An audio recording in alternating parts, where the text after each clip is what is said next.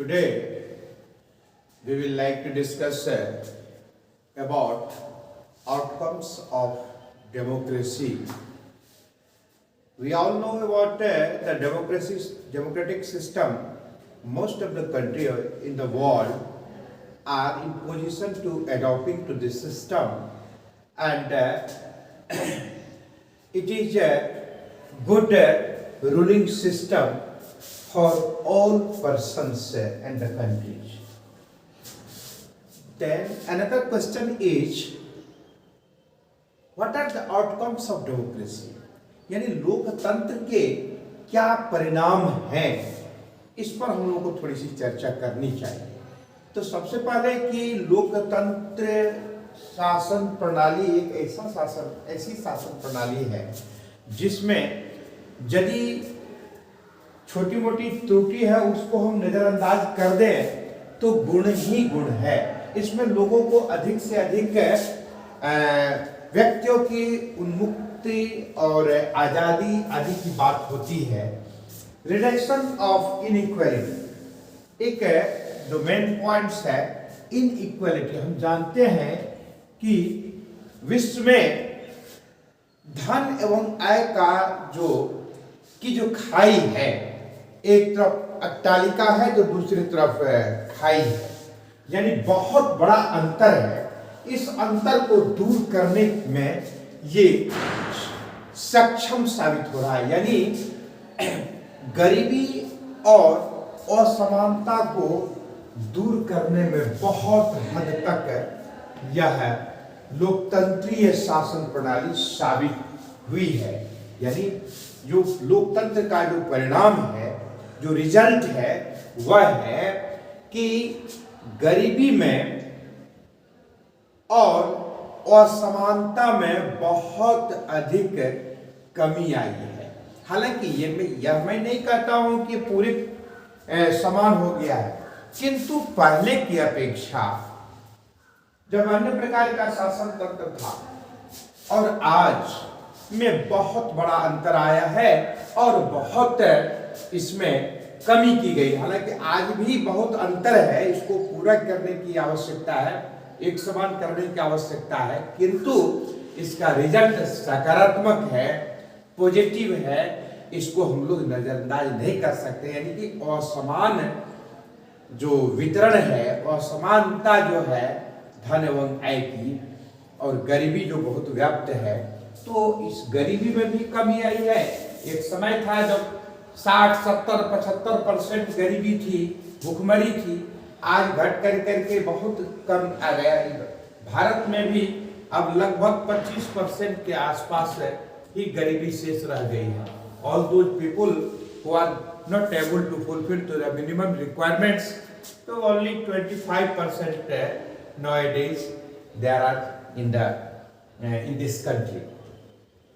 उसके बाद है एकोमोडेशन ऑफ सोशल डाइवर्सिटी। हम जानते हैं कि खास करके भारत में ऐसा है कि विविधता है, तो यानी कि विभिन्न जात, विभिन्न धर्म, विभिन्न समुदाय, विभिन्न भाषा भाषी, विभिन्न क्षेत्र के लोग यहाँ आवास में निवास करते हैं। तो उन सब में लोकतंत्रीय शासन प्रणाली के कारण आपसी सामंजस्य जो है बहुत हद तक बना हुआ है और उसमें बहुत मदद मिलती है। इसलिए लोकतंत्र का दूसरा जो सबसे महत्वपूर्ण जो परिणाम सामने उभर कर आ रहा है वह है कि इसमें सामंजस्य स्थापित करने में बहुत मदद मिलता है।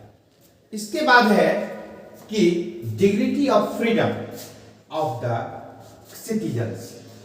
लोगों को गरिमामय जिंदगी जीने का पूरा अधिकार होता है, और साथ ही साथ देखा जाता है कि इसमें पूरी आजादी भी रहती है।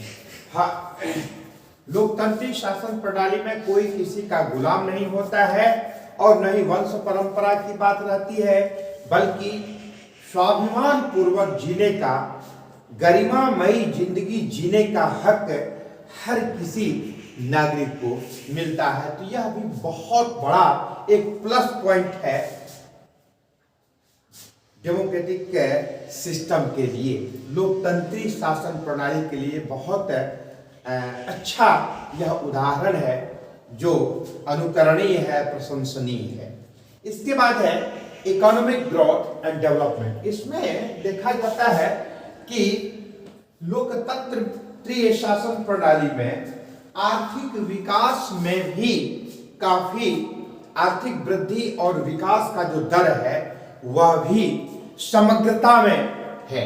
समग्रता से तात्पर्य यहाँ पर है जन सामान्य सबों में, यानी कि खास पर्टिकुलर समुदाय या परिवार विशेष के साथ होता है, बल्कि संपूर्ण क्षेत्र के आधार पर, संपूर्ण कंट्री के आधार पर व्यक्ति का विकास होता है, परिवार का विकास होता है, समुदाय का विकास होता है, राष्ट्र का विकास होता है।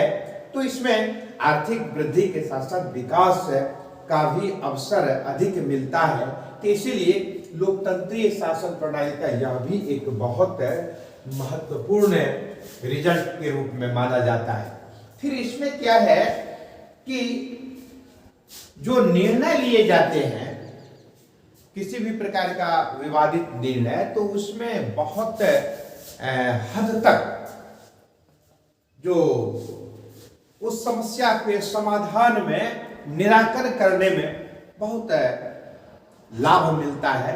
लाभ से तात्पर्य यहाँ पर है बहुत सुविधा होती है, और कठिन से कठिन मुद्दों पर भी जो बहुत ही विवादास्पद मुद्दा होता है, ऐसे मुद्दों पर भी सही निर्णय लेकर के, भले ये बात अलग है इसमें टाइम टेकिंग रहता है, तो सही निर्णय लेने पर भी इसमें टाइम कुछ लेता है, लेकिन सही निर्णय लेकर के कठिन से कठिन समस्या का भी निराकरण संभव हो पाता है। तो इस तरह से हम देखते हैं कि लोकतंत्री शासन प्रणाली में तो सबसे पहले यह कि धन एवं आय में जो असमानता है, बहुत बड़ा गैप है, उसको दूर करने का प्रयास किया जाता है, जो अच्छा परिणाम आता है, उभर कर सामने आता है। सामंजस्य, आपसी सामंजस्य को भी बड़ा बल मिलता है, आपसी सौहार्द में बना होता है। इसके बाद है गरिमामयी जिंदगी जीने में बहुत ये कारगर साबित होता है, ये अच्छा रिजल्ट आ रहा है। इसके बाद है कि विकास, वृद्धि और विकास का दर भी समग्रता में देखने को मिलता है।